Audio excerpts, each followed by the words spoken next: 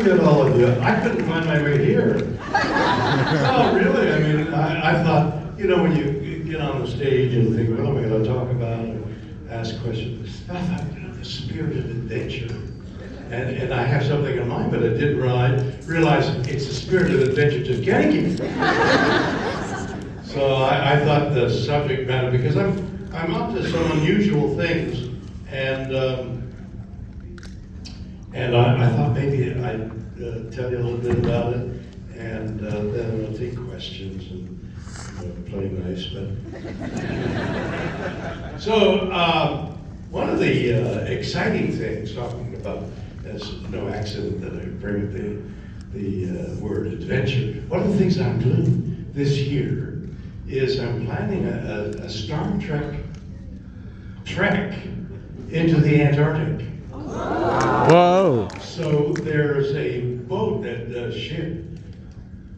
That's the correct word, isn't it?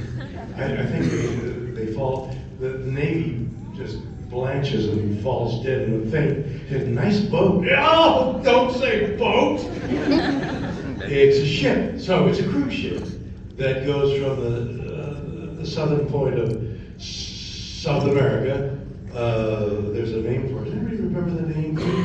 Like Luigi or something, the town. And they sail from there across the wildest waters on Earth that, I don't remember how many miles, but it's hundreds of miles, across to the continent of Antarctica, which we've just found out is part of the New Zealandia is a new continent we've just discovered, along with a new planet we're discovering out there. So this cruise ship, which leaves Christmas week, goes to the Antarctic. I'll be aboard. Several other people who are entertainers will be aboard, and it's kind of expensive, but a week, 10 days really, in the Antarctic, and all of us looking and discussing and seeing. So it's like the spirit of adventure. And I'm fascinated by the Antarctic. So over the years, I've kind of thought about it and came across Shackleton's, name sound familiar? Book, Shackleton. Does anybody remember his first name? Bobby. Dick Shackleton. Who remembers? But Sir Shackleton sailed a boat in the 1800s to Antarctic. Now the Antarctic still is, but more so then, was like going into space. Nobody knew. Nobody knew anything. Nobody knew that the ice froze over. And so it happened. He sails his boat, the ship, into the Antarctic. The ice that's melting and freezing and unfreezing, freezes around his boat, starts to crack his ship, doggone it, and they jump off, they get their lifeboats, and they pull their lifeboats across the freezing ocean ice to where it's open sea, get in their lifeboats, and they're on the Antarctic, and this part of the Southern Pacific is the wildest, and they row, and they have in the back, it may have been Shackleton or it may have been a navigator, they have a guy with the thing that looks at the sun. Problem is, there's no sun. It's all foggy and miserable, windy, and it's filled with such jeopardy. They're in an open boat, and they're rowing in the middle of the Antarctic Ocean, and he lets part of his crew off an island and continues on, finds another island that he was looking for. In any case, he gets all his men back over a period of about 2 years. Nobody died, and it was like a huge adventure. So this ship, this cruise, is going to to take place on the Christmas week, and I'll be part of it. So keep abreast of it, those of you who might want one of the great holidays and great adventures. It's part of this adventure that I keep in the back of my mind, like it's an adventure. And actually, if you pay attention, everything's an adventure. Just getting here. That's true. That is true. So that's one of the adventures I'm doing.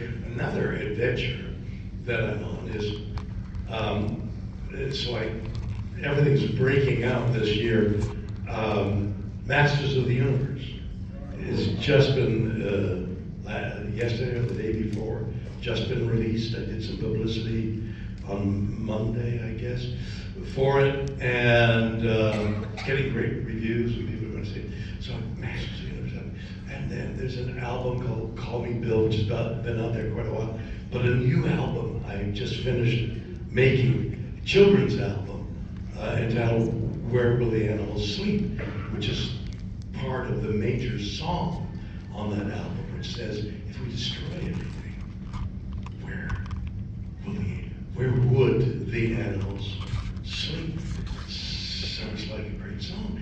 And then some time ago, I performed at the Kennedy Center with songs that Robert Sherwood and I and Daniel Miller wrote, and gave a concert at Kennedy Center, recorded it as a concert, so it's going to be released as a documentary, and then the music, the London Symphony Orchestra, which is a prestigious label, picked up the music, so it's about in the spring to be released as live at the Kennedy Center, and some wonderful songs that we wrote.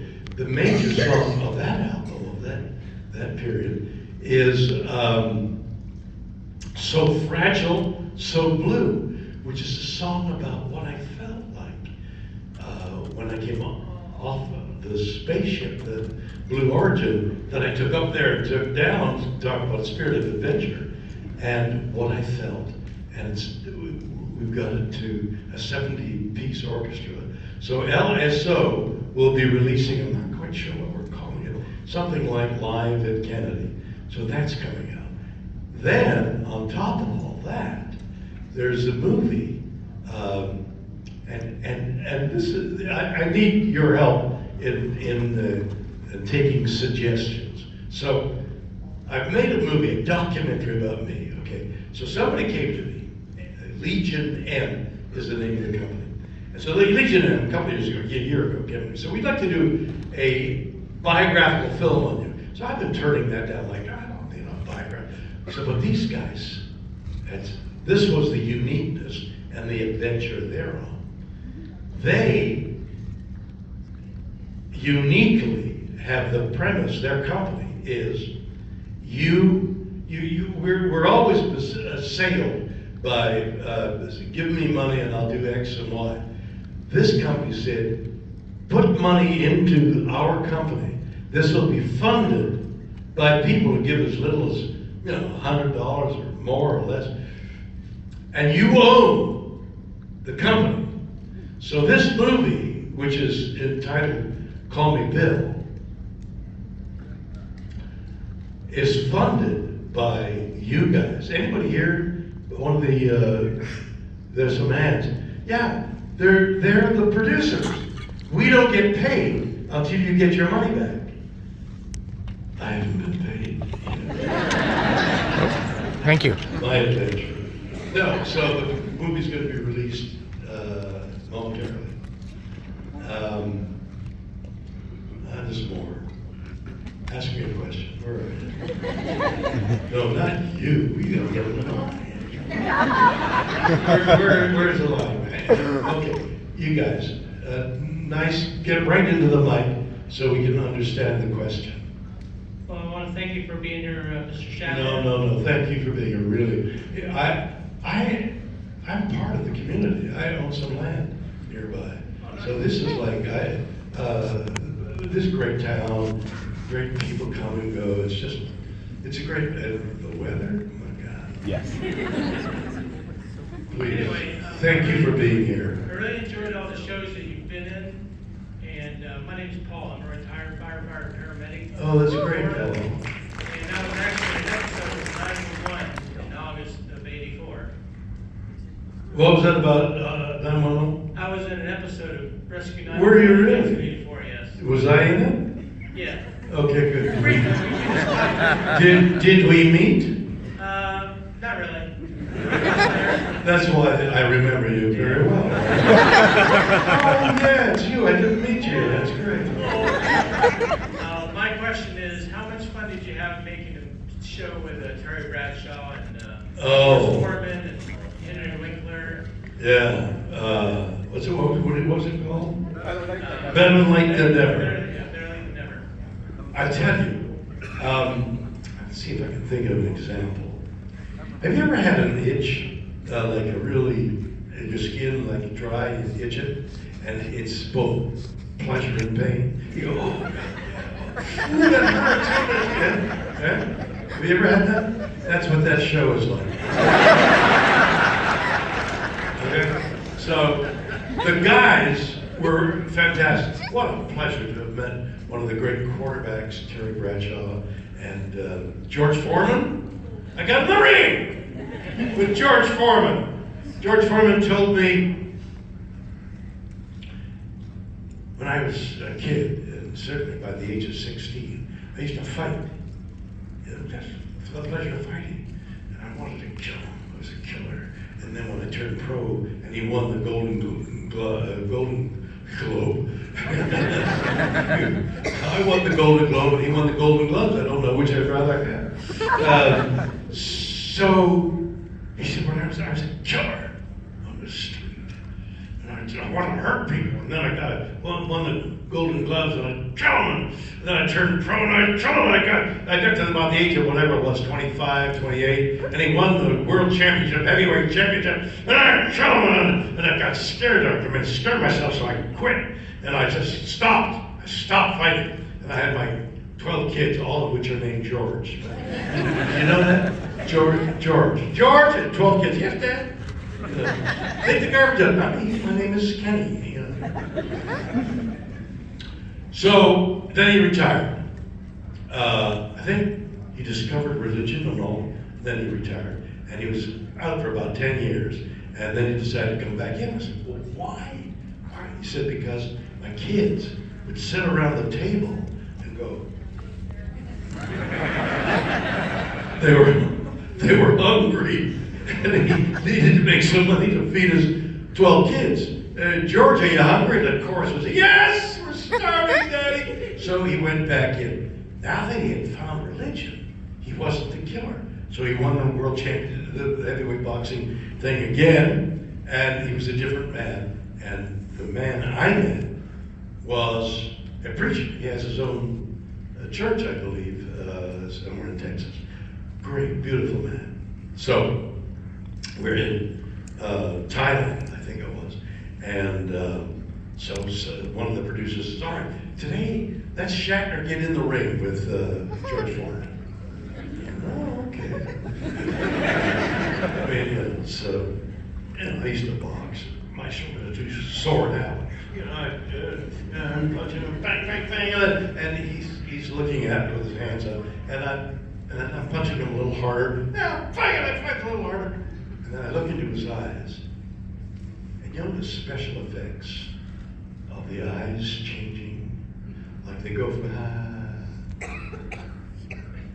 and I saw this former killer come out in his eyes as he swung at me and hit me and knocked me out or something. I pretended to fall to the floor because I didn't want him to hit me again. I mentioned the George Foreman. But I suppose one of the great moments of that show was Terry Bradshaw, a four-time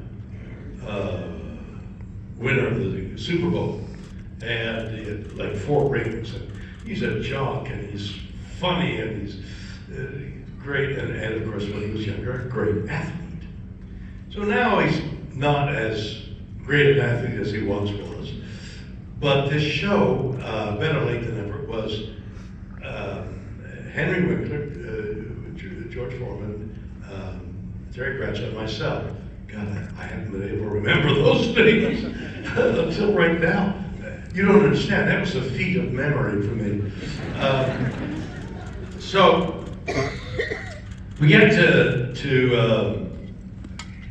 Sweden, to the capital of Sweden. Stockholm. We get to Stockholm. And now the way they worked the show was the producers say, "All right, here's the thing. You're on stage in front of a lot of people.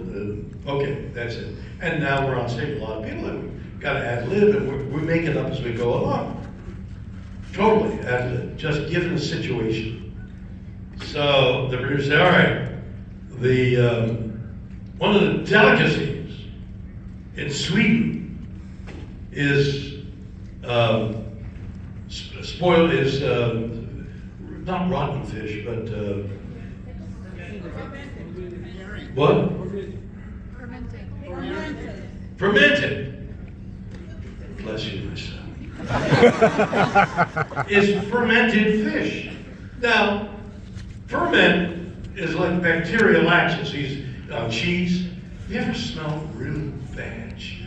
You go, oh, but have you ever tasted that cheese that smells so bad? It's a totally different experience. So here is this fermented fish in a tin can. And anybody who knows about canning knows that if the tin is expanding, the stuff inside is not good. You poison yourself, except because it's fermented. But the fish is already fermented. It's in the can. And they said, all right, you guys got to open the can, and somebody's got to eat the fish. So there's 4 of us, right? So the 4 of us, 1, 2, 3, 4, and there's like 4 or 5 cameras all pointing at us. One of the cameras taking a close-up of me. The frame line somehow took in the camera of this camera here. So there's one camera, this camera here, and this camera here. So we struggled and opened the can, which burst open, and the most foul-smelling. I did a cop show called TJ Hooker. Mm-hmm. So I became long in the past. We applaud, what's the movie, the Masters of the Universe. There we go. We applaud. The stuff in the back, it's all gone. So we open the can bursts open, and as playing a cop, I've gotten to know really experienced policemen. They would describe how a dead body smelled after being 2, 3, 4, 5 weeks in the open. The stench is, they have to hold a handkerchief. They say you'd want to faint, it smells so bad. Couldn't have smelled any worse than this fish.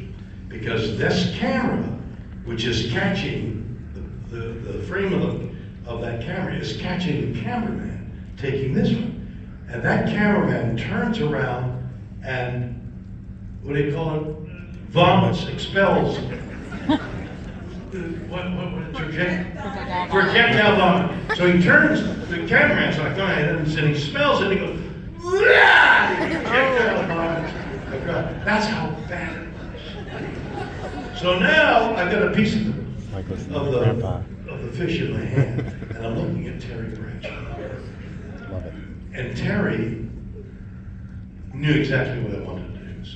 So he got up and he started running away. And I ran after him, and he made a dart to his left, fell to the ground, and jumped on, wiped it all over his And he said later, the worst thing that ever happened to him was Shatner running me down. It was a fun show. But we traveled all over the world. But talk about the spirit of adventure. Good. There are people there, right? Yes. Yes, good. Person. Hi. This is my second time meeting you. I actually met Right into the mic here. I actually met you at GalaxyCon with a giant Pikachu. Oh, right. And I keep that all the time. Yes. Hey, you're the guy. Right. My memory is so bad that I met somebody backstage 5 minutes ago. I have no idea who that was. You're perfectly fine. So with an exclusive that you did with Variety, you had expressed that going into space had filled you with quite a bit of of guilt after you had viewed, like being outside. Yes. So what have you done now to combat that guilt, and how have you changed your life since going into space like that? Wow, what a question. Well, let's see where to start.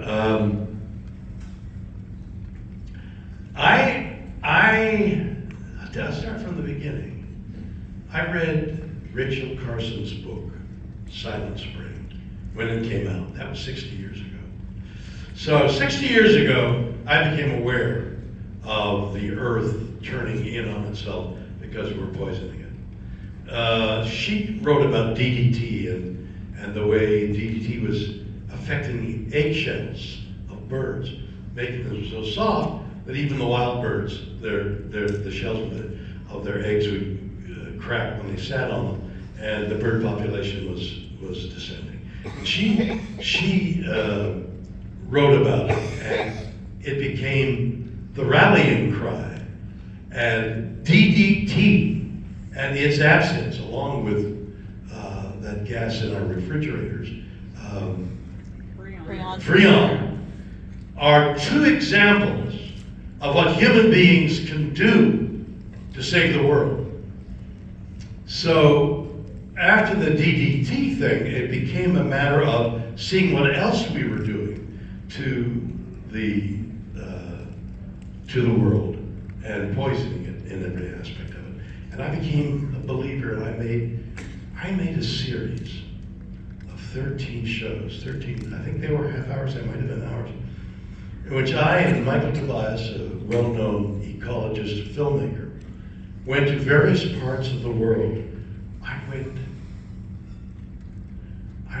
to the foothills of the foothills of Mount Everest, in the Himalayas, as they pronounce it there, the Himalayas.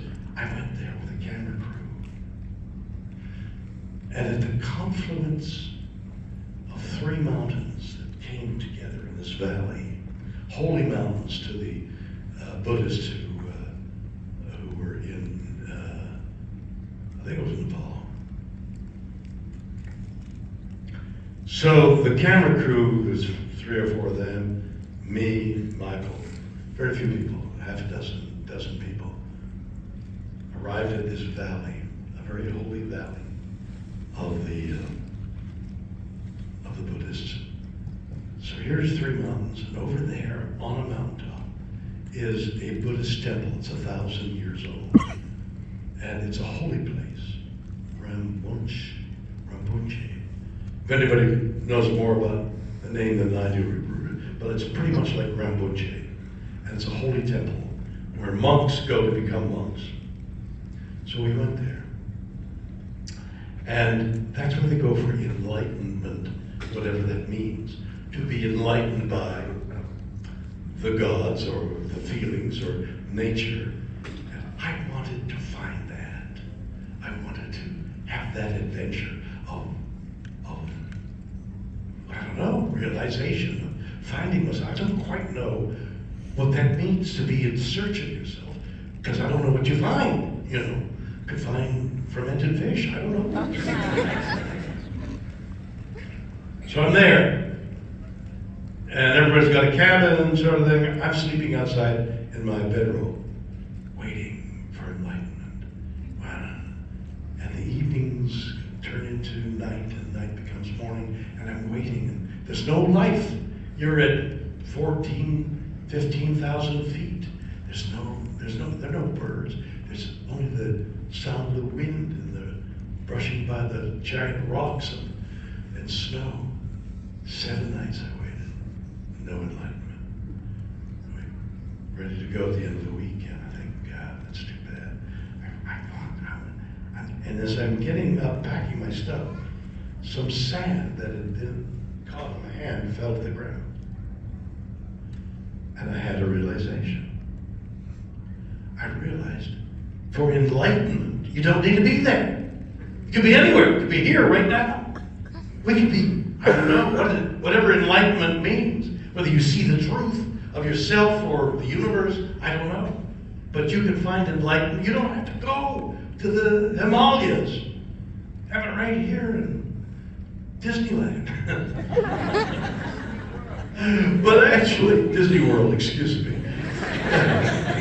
I took my whole family to Disneyland this Christmas.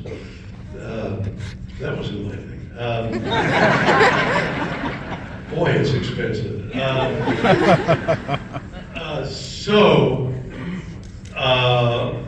The show contained those elements of each of the actors going to a place that they suggested. I suggested Lithuania. They had a story too. In any case, it was a great adventuresome show. Okay. Next question. Say there. Deafening at the end. Okay. Say it. I was like, should I do this in my horrible impression? Wait a minute. You're going to do an impression? Could I No. do a terrible impression? I don't know what you're doing. Ask you a question. Would you ask that man to leave right on out? No, what in heaven's name are you doing? I'm trying to talk to the phone. All right, you got it off now? You feel good? I do. All right, great. So, Wipe your mouth off. Dribble, go. What do you want to ask a question? I would love Or you to. want to want to come up on stage and take over? That's what he wants to do. they wouldn't like that. No. But I'd be Well, happy what to do help. you care? Right? It's a win for us all. Thank you. So, my mom told me not to make a fool of myself tonight. Well, go back and say, Mom, I should have taken your advice.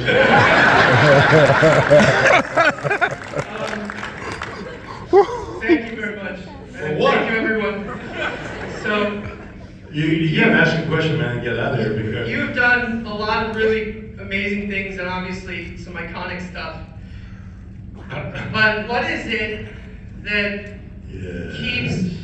what is it that attracts you to some of these more niche kind of things? Like, you were fantastic in like the Priceline ads, but then you're in Rescue 911. So what is it that attracts you to those things? Because we all love those things. You just endeared yourself to me. What attracts me to do some work? Well, I think it's the adventure of it. Yeah, the adventure. Like, what's the producer's name of the animated film I just did? Kevin Smith. Kevin Smith. So I've become acquainted with Kevin Smith. I didn't know his work beforehand, but when I was told who's making the movie, it's Kevin Smith. I said, no, they began to tell me about Kevin Smith and the stuff he's done. So I did, what's his name, the character, Jerkoff? Keldor.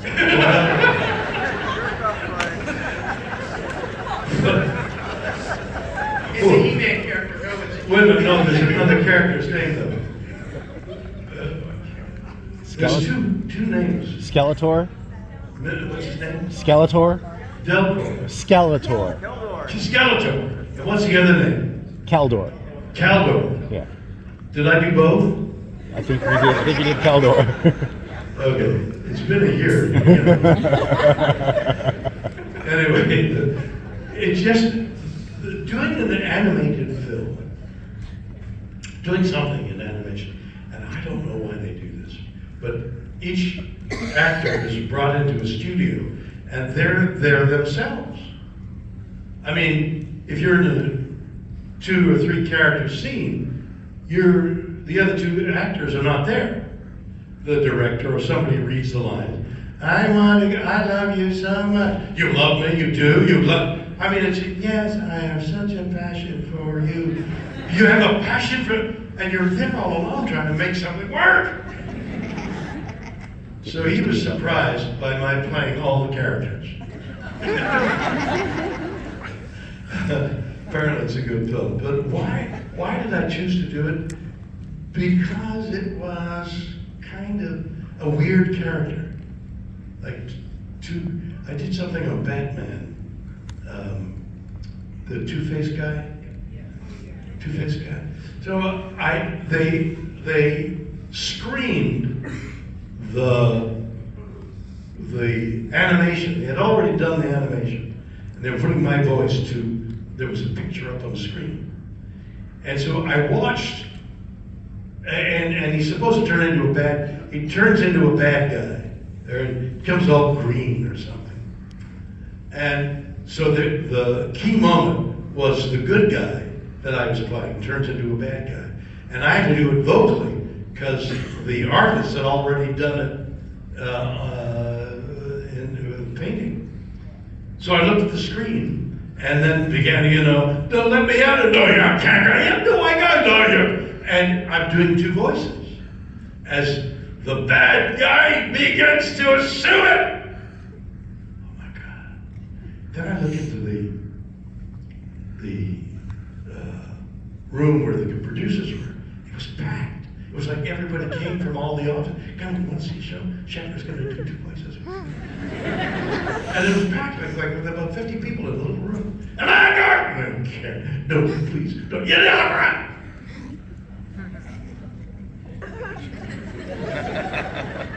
So you ask me why? That's the reason why. The adventure.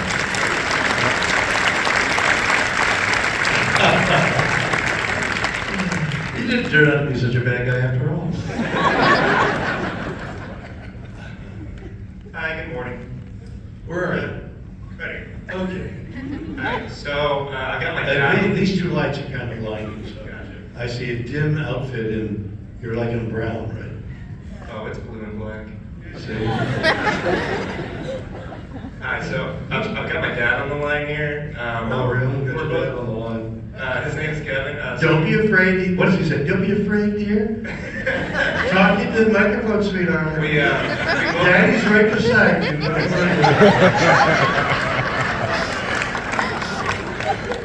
So we both really love Twilight Zone, and obviously he's like your biggest Star Trek fan. But we had a question, which was, What's your daddy doing on the phone? well, he's in Missouri. He couldn't make What? it out here. What? He's in Missouri. He couldn't make it out here. He's in Missouri. Well, he's in Missouri. I don't have to fear him coming here and attacking me because I'm rude to his little boy.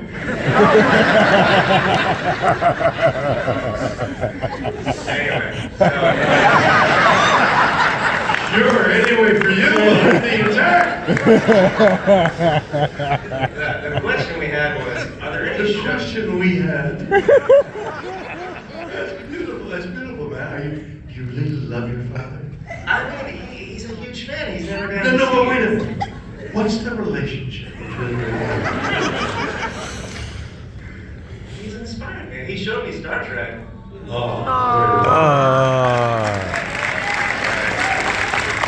Tell your dad he just got applause. Anyway.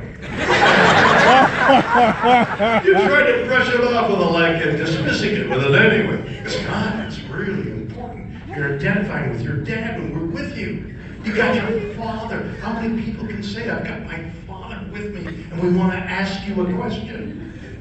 Are you going to interpret for him? Can you talk? Can you hear you? What did you say? I cannot make out what he's saying. You cannot make out what your daddy is saying? He can hear what you're saying. Oh, no, that's okay. It's Bill. Nobody pays attention to me anyhow. What is daddy saying? So we want to know, Yeah. out of the shows from that era, Star Trek, Twilight Zone, what is your favorite that's maybe a little bit more obscure than those that really stands out to you from that era? Wait a minute, from that era. What is it? It's irrelevant, right? From that time, from that mystical time in the past, what stands out to me? Yeah. My dog. Got two great dogs now. Now, what does it stand? What do you stand out? What shows? I don't even remember what shows. What? Give me a specific, and I'll tell you what stands out. For the people. Oh, he No, said, we're hearing from Daddy, not you. he said Nightmare at 20,000 feet gave them nightmares.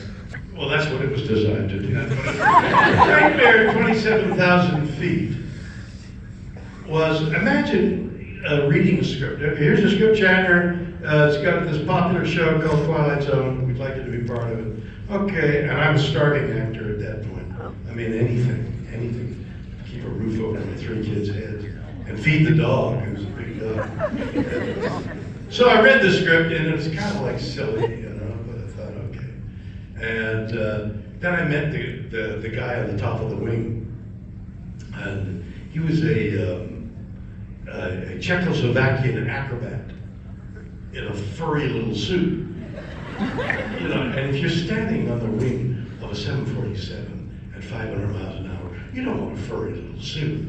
You want something that's designed to shed the wind, don't you?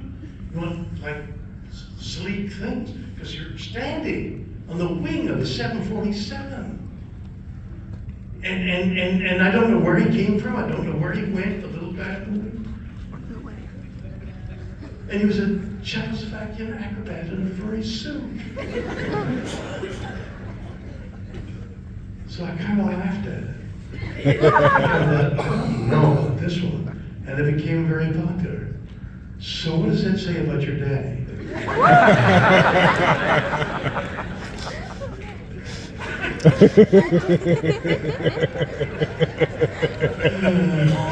Have you got anything to say to that? Do you have anything to say about that? Does that satisfy your curiosity? He just loves you so much. Tell him I love him for his passion. And I thank you too. Listen, everybody, thank you so much for giving us a good. Thank you.